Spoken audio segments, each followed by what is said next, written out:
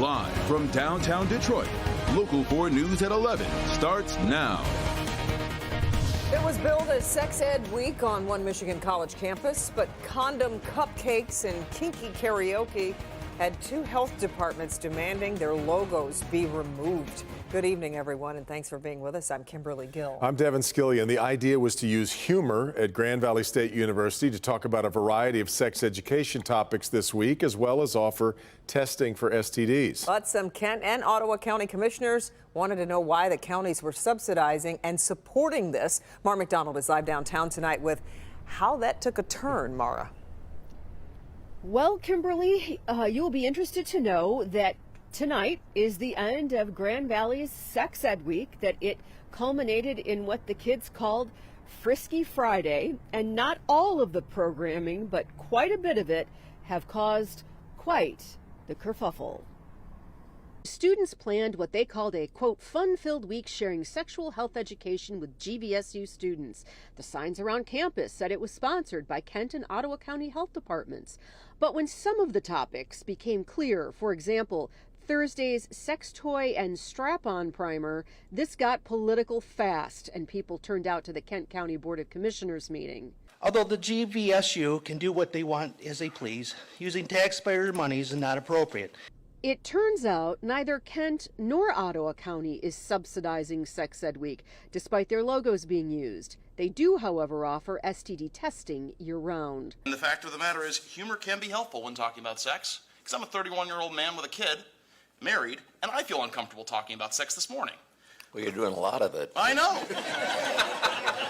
Still, the counties asked for their logos to be removed, and while the topics may have ruffled some feathers, commissioner comments were not immune from cringe.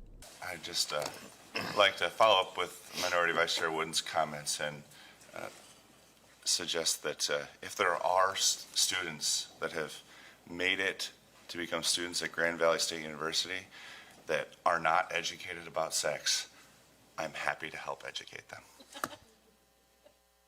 Yikes. Yikes, indeed.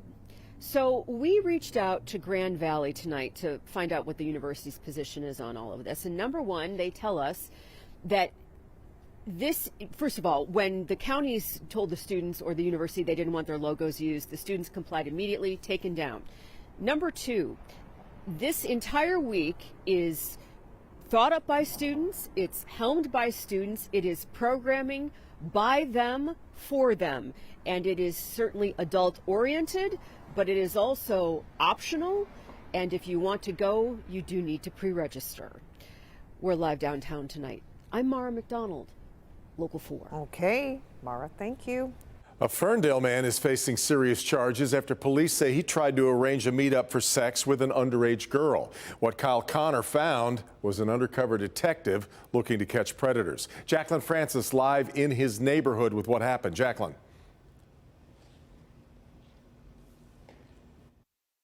This is a cautionary tale to parents across the nation. It was an online flirtation that began a few weeks ago. Police say 36-year-old Kyle Connor, who lives on Hazelhurst Street in Ferndale, began communicating online with a detective posing as a young teen girl. Oftentimes, the internet is used to lure children into situations that they wouldn't ordinarily do in person. Using messaging apps like Whisper and Kik, investigators say Connor asked the child to send him nude pictures and sent her sexually explicit photos in return. He indicated that he was going to be coming to the Chicagoland area for some type of conference that was occurring. Police say Connor finalized a plan for a sexual encounter and drove to meet her. On February 9th, he said he was indeed in the Chicagoland area and he wanted to meet what he thought was this juvenile girl for a sexual relationship. That's when detectives stepped in,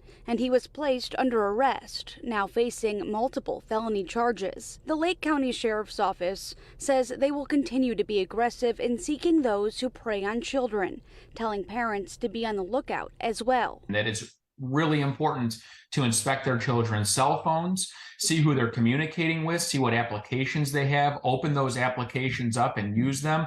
And it's not to invade your child's privacy. It's to keep them safe while they're using their electronics, because the predators hide in the shadows of the internet. And time again, we see it. Connor remains behind bars in Illinois. His bond is set at $1 million. Reporting live in Ferndale, Jacqueline Francis, Local 4. Got it. All right, Jacqueline.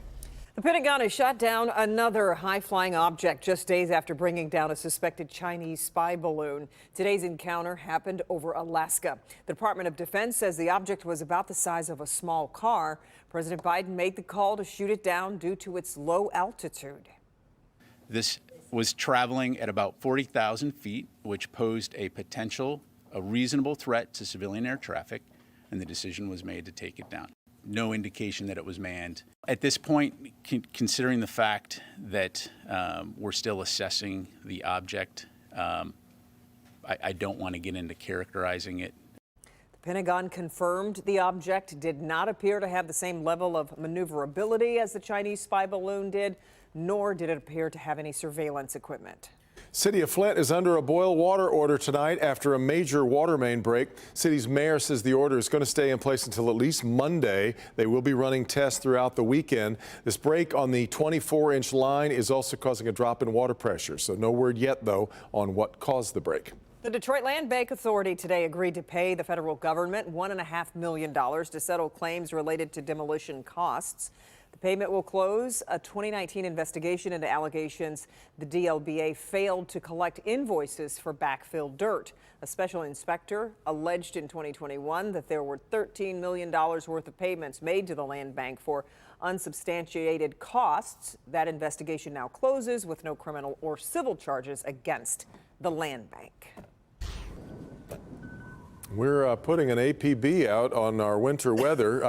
Not that a lot of people mind, right? That's right. Let's get over to Brian Sherman in your forecast. I'd rather keep those missing posters for the snow down, Devin and Kimberly. I think we're good with it for now. After a few snowflakes today, the cloud cover is stuck around through the mid to late evening hours tonight. Tower cam from Windsor looking across the river into downtown Detroit. Mostly cloudy, if not overcast skies tonight. Most everyone dropping into the upper 20s. 28 right now here in Detroit. Same working over into Howell. 28 right now on Pontiac, and 29 checking in with us over in Adrian. Any snow showers earlier this evening winding down over the past 2 to 3 hours. We're already starting to see some breaks in those clouds off to the northwest.